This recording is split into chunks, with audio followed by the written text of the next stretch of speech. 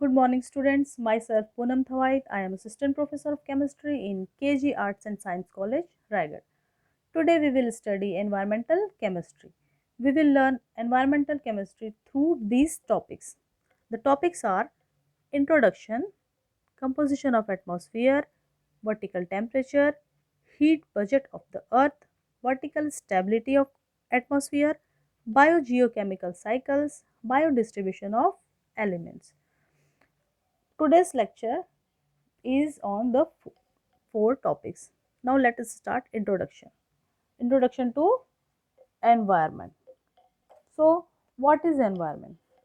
Environment is a complex of physical, chemical and biotic factors such as soil, climate and living things. It refers to the surrounding both living and non-living. तो atmosphere में पाए जाने वाले जितने भी living and non living part हैं वो सब के सब एनवायरनमेंट कहलाते हैं। अब हम ये जान लेते हैं कि ये एनवायरनमेंट वर्ड कहाँ से आया। तो the word environment is come from French word environ which means surroundings. So the environment is the sum of total condition in which an organism has to serve and maintain its life process. और जो environment है वो living living things के growth development को भी influence करता है। ये जो सराउंडिंग्स है जिसके बारे में हम बात कर रहे हैं ये दो प्रकार का हो सकता है, लिविंग और नॉन लिविंग। तो हम एक एक करके दोनों पार्ट्स को देखते हैं जिससे मिल करके एनवायरनमेंट बना हुआ है। First let's see what is non living part. तो the non living part is called physical environment.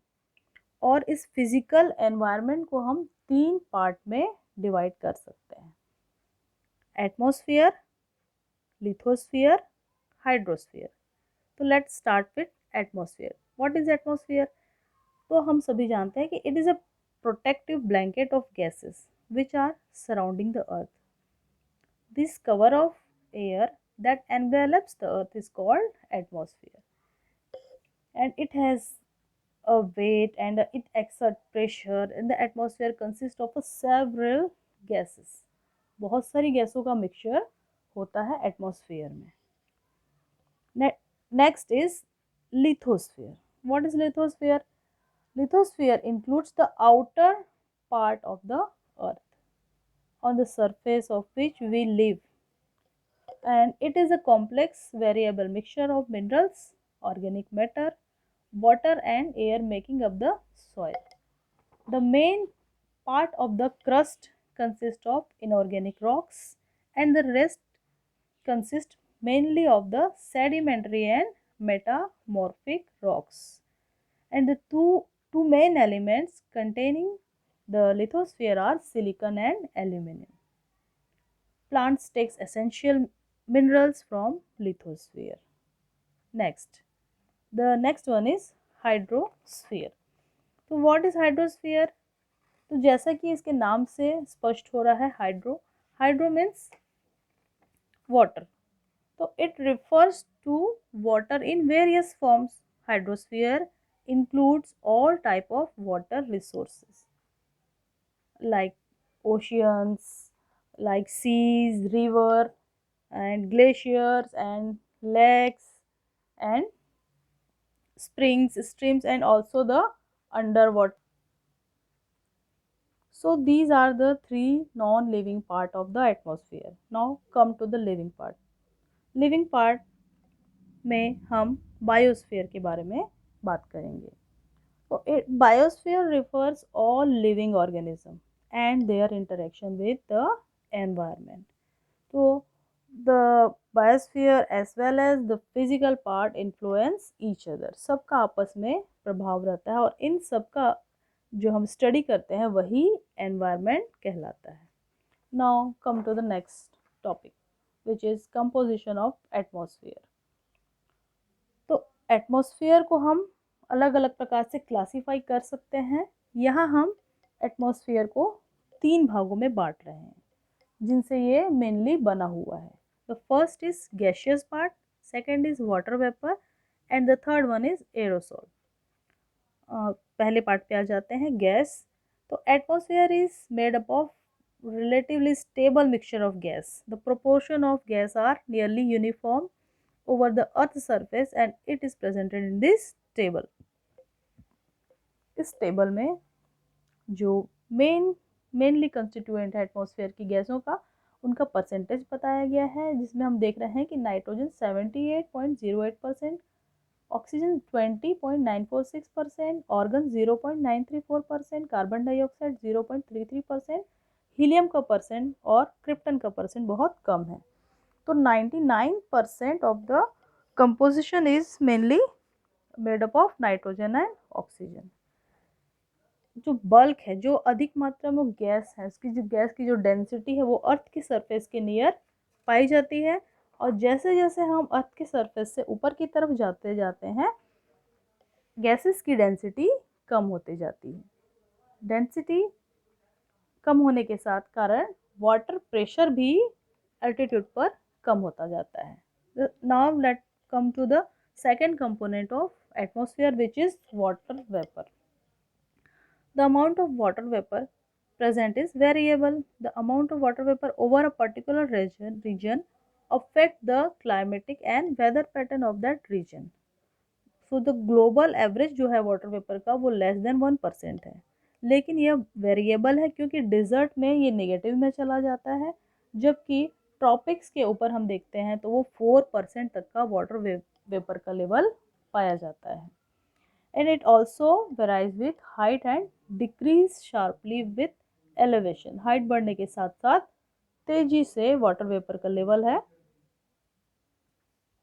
तो यहाँ हम देख रहे हैं कि जो वाटर वेपर का लेवल है वो बहुत इंपॉर्टेंट रोल प्ले करता है क्लाउड्स के फॉर्मेशन में, और इस प्रकार ये वेदर चेंज में भी बहुत महत्वपूर्ण भूमिका अदा करता है। जो थर्ड कंपोनेंट है एटमॉस्फेयर का वो है aerosol. What is aerosol?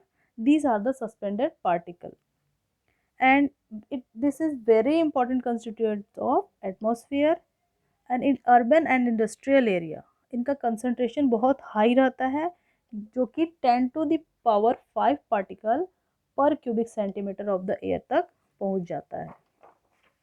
Suspended particle to influence the weather condition, they act as screen and reduce the atmospheric temperature. So they also act as a blanket and reflects radiation and increase temperature. Thus the local temperature depends some extent on concentration of suspended particle. तो इस प्रकार से हमने देखा कि किस प्रकार aerosol भी बहुत इम्पॉर्टेंट रोल प्ले करते हैं एटमॉस्फेरिक कंडीशंस में, और एटमॉस्फेयर के सारे कंपोनेंट्स को हम समझ चुके हैं। The next topic is vertical temperature. Temperature of the earth in different parts में वेरी, अलग अलग पार्ट में टेम्परेचर अलग अलग रहता है। जैसे कि पोल्स में हम देखें तो टेम्परेचर निगेटिव में चला जाता है, इक्वेटर के नज़दीक टेम्परेचर बहुत हाई रहता है, सीज़न टू सीज़न टेम्परेचर में चेंजेस होते हैं, इसी प्रकार हाइट के साथ भी टेम्परेचर में चेंजेस होते हैं। But if we averaged out all global basis, there is a pattern of average temperature emerge for the atmosphere. So now come what is the vertical temperature. So the vertical temperature profile, it is the way that the temperature changes with height. So the vertical temperature profile divides the atmosphere into 4 layers. First the troposphere, next the stratosphere, next the mesosphere and the thermosphere. तो height बढ़ने के साथ साथ temperature में जो परिवर्तन होते हैं वही वर्टिकल टेम्परेचर कहलाता है, और वर्टिकल टेम्परेचर के बेसिस पर हम एटमॉस्फेयर को 4 पार्ट में बांट सकते हैं, जिनमें से सबसे पहले हम देखते हैं कि ट्रोपोस्फियर क्या होता है। ट्रोपोस्फियर एक लोएस्ट जोन है जो कि पृथ्वी के सबसे नज़दीक पाया जाता है। 16 इसकी जो हाइट है वो इक्वेटर पर 16 किलोमीटर और पोल्स पर 8 किलोमीटर के लगभग होती है। इसके एवरेज निकाला जाए तो 11 किलोमीटर तक की हाइट तक ट्रोपोस्फियर पाया जाता है, and it accounts for the over 70% of the atmospheric mass. Atmospheric mass का 70% ट्रोपोस्फियर में ही पाया जाता है। तो ट्रोपोस्फियर में जो पाई जाने वाली गैसें हैं उसमें से कुछ जो पार्ट है जैसे कि water vapour, carbon dioxide, nitrous oxide, methane, these gases are absorbed heat energy and reflected by the earth's surface and increase the average atmospheric temperature, और these gases are called greenhouse gases। तो green house gases के पाए जाने के कारण अर्थ का temperature अधिक रहता है और ये कंपैरेटिवली गर्म रहता है। अब हम देखते हैं कि हाइट बढ़ने के साथ ट्रोपोस्फियर में क्या परिवर्तन रहता है टेम्परेचर में। तो इस डायग्राम के द्वारा हम ये देख पा रहे हैं कि कैसे कैसे अलग अलग लेयर में हाइट के साथ टेम्परेचर में और प्रेशर में क्या रिलेशन है। सबसे पहले देखते हैं ट्रोपोस्फियर। तो ट्रोपोस्फियर में हम देख रहे हैं कि यहाँ हाइट बढ़ने के साथ साथ टेम्परेचर कम होता जा रहा है। कम होने की वजह से कम होने का कारण जो है वो है जैसे जैसे हम ऊंचाई की तरफ बढ़ते हैं डेंसिटी ऑफ एयर कम होती जाती है और इनके साथ साथ ग्रीन हाउस गैसों की भी मात्रा कम होती जाती है। इस कारण टेम्परेचर कम होता जाता है। यहाँ पर टेम्परेचर के कम होने का रेट 6.4 डिग्री पर किलोमीटर होता है। मतलब जैसे जैसे हम ऊपर की ओर जाते हैं प्रत्येक किलोमीटर में टेम्परेचर 6.4 डिग्री की रेट से कम होता जाता है और एक पॉइंट पर ये -56 डिग्री के लोएस्ट टेम्परेचर पर पहुंच जाता है। ठीक है, तो ये जो पॉइंट है वो कहलाता है ट्रोपोपॉज। जो नेक्स्ट लेयर की हम बात करेंगे स्ट्रेटोस्फियर, और जो उसके पहले वाला लेयर है ट्रोपोस्फियर, इन दोनों के बीच की जो बाउंड्री है वो कहलाती है ट्रोपोपॉज। स्टूडेंट्स, वर्टिकल टेम्परेचर को समझने के लिए एक और टर्म यूज किया जाता है जिसे कहते हैं lapse rate. Lapse rate, it is the change of the temperature with height. जैसे जैसे हम हाइट की तरफ, ऊंचाई की तरफ बढ़ते जाते हैं तो टेम्परेचर में क्या परिवर्तन होता है। यदि पॉजिटिव लैप्स रेट है तो ऊंचाई बढ़ने के साथ साथ टेम्परेचर कम होता जाता है। यदि निगेटिव लैप्स रेट है तो ऊंचाई बढ़ने के साथ साथ टेम्परेचर बढ़ता जाता है। तो हम यहाँ पर देख पा रहे हैं कि ट्रोपोस्फियर में जो लैप्स रेट है वो कैसा है, पॉजिटिव। जबकि हम नेक्स्ट लेयर में आ रहे हैं, जो नेक्स्ट लेयर है स्ट्रेटोस्फियर, वहाँ पर क्या होता है जैसे जैसे हम ऊंचाई की तरफ बढ़ते हैं टेम्परेचर का मान बढ़ता जाता है जिसके कारण जो लैप्स रेट है वो निगेटिव साइन शो करता है। तो अब हम आ रहे हैं स्ट्रेटोस्फियर में। स्ट्रेटोस्फियर जो रहता है वो 16 किलोमीटर से लेकर 56 किलोमीटर की ऊंचाई तक पाया जाता है और यहाँ पर टेम्परेचर हाइट बढ़ने के साथ साथ बढ़ता जाता है, जिसका कारण है स्ट्रेटोस्फियर में पाया जाने वाला ओजोन लेयर। और ये वार्मिंग टेंडेंसी जो है वो ओजोन लेयर के यूवी रेडिएशन जो कि सन से आती है, सूर्य से आने वाले अल्ट्रावायलेट रेडिएशन को एब्जॉर्ब करने के कारण होता है। The presence of ozone serves a shield to protect life on earth from harmful effect of solar ultraviolet radiation। Ozone layer सूरज से आने वाली हानिकारक अल्ट्रावायलेट रेडिएशन को एब्जॉर्ब कर लेती है। इस प्रकार यह पृथ्वी को इस खतरनाक रेडिएशन के प्रभाव से बचाकर रखती है। Now let us see here the lapse rate is positive and here the negative. तो इस प्रकार से लैप्स रेट का पॉजिटिव से नेगेटिव में चेंज होना टेम्परेचर इन्वर्शन या इन्वर्शन ऑफ टेम्परेचर कहलाता है। Third layer, now come to the third layer, mesosphere. Mesosphere और स्ट्रेटोस्फियर की बीच की बाउंड्री कहलाती है stratopause. Mesosphere height extend up to 85 kilometre.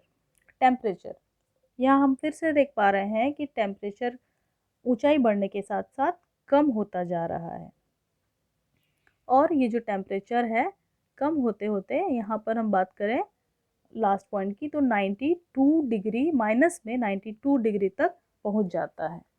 जबकि हम टेम्परेचर यदि स्ट्रेटोस्फीयर के एंड की बात करें तो यहाँ टेम्परेचर -56 डिग्री तक गिर जाता है, जो कि स्ट्रेटोस्फीयर में बढ़ते हुए अगेन -2 डिग्री तक बढ़ता है, और ये -2 डिग्री के बाद फिर से टेम्परेचर कम होना शुरू हो जाता है, जो कि -92 डिग्री तक कम होता है। तो ये मेसोस्फीयर कहलाता है। मेसोस्फीयर में हम coldest temperature of the atmosphere देख सकते हैं। Next is thermosphere. The next layer is thermosphere. The boundary between mesosphere and thermosphere is called mesopause. Thermosphere, the height is above 95 kilometre of the altitude. Temperature, यहाँ पर temperature again negative lapse rate है। इसका अर्थ है कि जैसे जैसे height बढ़ती है टेम्परेचर का मान भी बढ़ता जाता है। यहाँ पर मैक्सिमम टेम्परेचर 1200 डिग्री टेम्परेचर तक, डिग्री सेल्सियस तक पाया जाता है। सो स्टूडेंट्स, यहाँ हम एटमॉस्फेयर के अलग अलग लेयर्स और उनमें हाइट बढ़ने के साथ साथ टेम्परेचर का परिवर्तन देख चुके हैं। वर्टिकल क्या टेम्परेचर क्या होता है यह भी समझ चुके हैं, और इस डायग्राम की सहायता से इजीली ये बताया जा सकता है कि किस लेयर का टेम्परेचर की टेंडेंसी कैसी रहेगी, वह हाइट बढ़ने के साथ बढ़ता है या घटता है। अब हम आ जाते हैं अपने अगले टॉपिक की ओर, जो है heat budget of the earth. पृथ्वी लगातार सूर्य से एनर्जी प्राप्त करती है और उसका एक पार्ट एब्जॉर्ब करके जो रिमेनिंग पार्ट है वो अगेन स्पेस में इमिट कर देती है। तो so the term heat budget refers to the balance between incoming heat absorbed by the earth and outgoing heat escaping in the form of radiation. If the balance is disturbed, the earth would get warmer or cooler. तो आने वाली energy और escaping energy के बीच में एक balance रहता है, जिसके कारण पृथ्वी का टेम्परेचर एक समान निश्चित बना रहता है। The earth maintains the heat balance within narrow limits due to complex mechanism of heat transfers or energy transfer. Hence, the optimum climatic condition are maintained for supporting life. तो लाइफ को बनाए रखने के लिए एक ऑप्टिमम टेम्परेचर होता है, और इस ऑप्टिमम टेम्परेचर को बनाए रखने के लिए बहुत इम्पॉर्टेंट है इस बैलेंस का होना। The atmosphere also plays a significant role in maintaining the heat balance of the earth. तो वो एटमॉस्फेयर ही होता है जिसके थ्रू एनर्जी सोलर रेडिएशन के फॉर्म में अर्थ के सरफेस पर पहुंचती है, और एटमॉस्फेयर के थ्रू ही ये वापस से स्पेस में वापस जाती है। On an average, 33% of the solar radiation received from the sun are reflected back. 33% वापस से रिफ्लेक्टेड हो जाता है, और ये जो रिफ्लेक्शन है वो primarily by clouds and particularly by snow and ice sheet on the earth surface. इनके द्वारा मोस्ट जो परसेंट है वो रिफ्लेक्ट बैक होता है, और ये जो reflecting capacity of the earth is called albedo. तो एल्बिडो क्या है स्टूडेंट्स? यह अर्थ की रिफ्लेक्टिंग कैपेसिटी है। अब बचे हुए परसेंट के बारे में बात करते हैं, जो लगभग 67% होता है जो एब्जॉर्ब हो जाता है। तो इसका दो पार्ट कर लेते हैं। जो 1/4 पार्ट है एब्जॉर्ब एनर्जी का, वो एटमॉस्फेयर के द्वारा एब्जॉर्ब होता है, और बाकी का 3/4 पार्ट जो है वो अर्थ के सरफेस के द्वारा एब्जॉर्ब होता है।